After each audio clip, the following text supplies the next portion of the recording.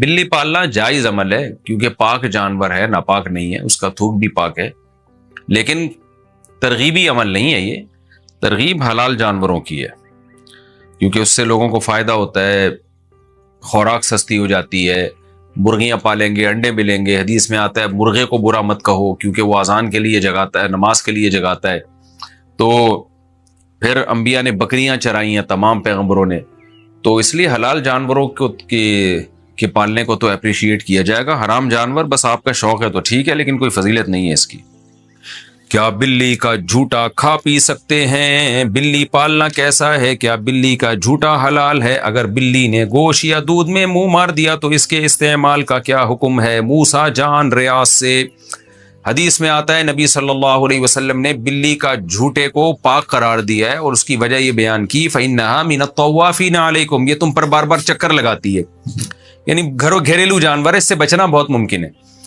تو اس لیے فقہا نے لکھا ہے کہ بلی کا جھوٹا پاک ہے، لیکن مکروہ بہرحال ہے۔ مکروہ اس لیے کہ درندوں کے جھوٹے ناپاک ہوتے ہیں، حرام جانوروں کا جھوٹا ناپاک ہوتا ہے، تو بلی بھی بہرحال ایک درندہ ہے۔ تو نبی نے جو گنجائش دی اس کی وجہ بتا دی کہ اس سے بچنا ممکن نہیں ہے، بہت مشکل ہے اس سے بچنا، بار بار گھروں میں آتی ہے، منہ لگا دیتی ہے کھانے پینے کی چیزوں کو، تو اس سے پتہ چلتا ہے کہ ضرورت کی وجہ سے اس کی اجازت دی گئی ہے۔ تو ضرورت کی وجہ سے جس چیز کی اجازت دی جائے تو اس میں یہی ہوتا ہے کہ احتیاط بہتر ہے۔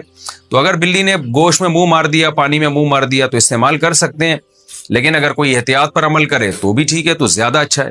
تو اب ایسا نہ ہو جائے کہ بلیوں کو اتنا لفٹ کرائیں جیسے انگریزوں نے کتوں کو لفٹ کرایا ہوا ہے کہ وہ اس کا جھوٹا باقاعدہ پراپر کھاتے ہیں، پیتے ہیں، اس کے زبان لگاتے ہیں، اس کی زبان، کتا ان کے منہ میں زبان لگا رہا ہوتا ہے، اوٹ پٹانگ حرکتیں کر رہے ہوتے ہیں، اللہ تعالیٰ ان کو ہدایت دے۔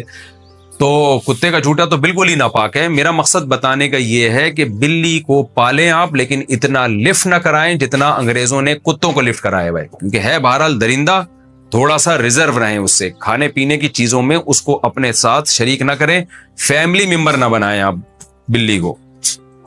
کیا بلی کا کاروبار حلال ہے؟ کیا بلیوں کا کاروبار کرنا جائز ہوگا؟ اگر ہم بلیاں پالیں اور بعد میں اسے بیچیں تو کیا یہ جائز ہے؟ عظمیٰ صاحبہ ممبئی سے۔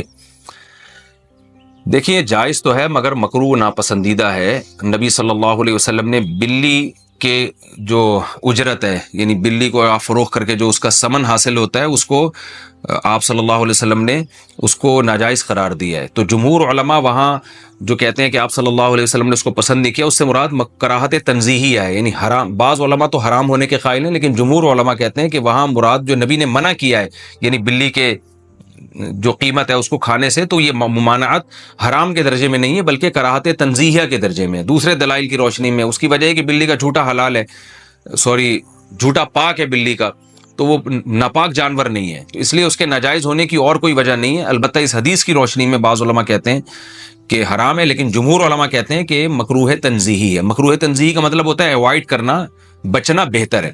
تو مشورہ میرا یہ ہے کہ اگر آپ نے کوئی بلی بیچ دی ہے تو اس کی قیمت اگر آ گئی ہے تو ٹھیک ہے، لیکن آئندہ بہتر یہ کہ اس کو کاروبار آپ نہ بنائیں۔ حرام میں نہیں کہہ رہا، قول میں وہی کر رہا ہوں جو جمہور کا قول ہے کہ حرام نہیں ہے، مکروہ تنزیہی ہے، لیکن بہتر یہی ہے کہ آپ اس سے اجتناب کریں۔ حلال جانوروں کا کاروبار کیا کریں، اس میں برکت ہوتی ہے، اس میں لوگوں کو فائدہ ہوتا ہے۔ بلیاں اگر معاشرے میں پھیلیں گی تو اس سے پبلک کو کیا فائدہ ہے؟ اگر گائے، بھینس، بکریاں، مرغیاں ان کا کام کریں گے، مرغیوں سے انڈے ملیں گے، بکریوں سے دودھ ملے گا، گوشت ملے گا، بکروں کے ریٹ مارکیٹ میں کم ہو جائیں گے جب بکروں کی پیداوار بڑھے گی، تو اس سے انسانیت کو فائدہ ہے اور انٹرٹینمنٹ بھی ہے۔ بکری بھی پل جاتی ہے، دمبے بھی پل جاتے ہیں۔ میرے دمبے آپ آ کے دیکھیں، 2 دمبے ایسے ٹائٹ خاندانی طریقے سے پلے ہوئے، کھا کے ماشاءاللہ مستنڈے بھی ہو رہے ہیں اور پل بھی گئے ہیں، بچے کھیلتے ہیں ان سے، وہ جب عصر کے بعد لے کے نکلتے ہیں چھلانگے مارتے ہیں وہ۔ تو اگر آپ کو تفریح کرنی ہے تو وہ دمبوں سے بھی ہو سکتی ہے، گائے سے بھی ہو سکتی ہے۔ گائے کا بچہ کتنا خوبصورت ہوتا ہے ایسا، اور بھینس کا بچہ ایک نمبر کا سست ہوتا ہے۔ میں اکثر لطیفہ سناتا ہوں نا، بھینس کا بچہ ایسے کھیلتا ہے، بس اس کا کھیل یہی ہے، کان بیٹھ کے ہلاتا رہے گا، تو اس میں بھی مزہ آتا ہے۔ اور گائے کا بچہ ذرا اچھل کودتا ہے، بکری کا بچہ اور اچھل کود مچاتا ہے، ایسا خوش ہوتا ہے جب آپ اس کو اس کے پنجرے سے باہر نکالیں نا، ایسی چھلانگیں مارتا ہے۔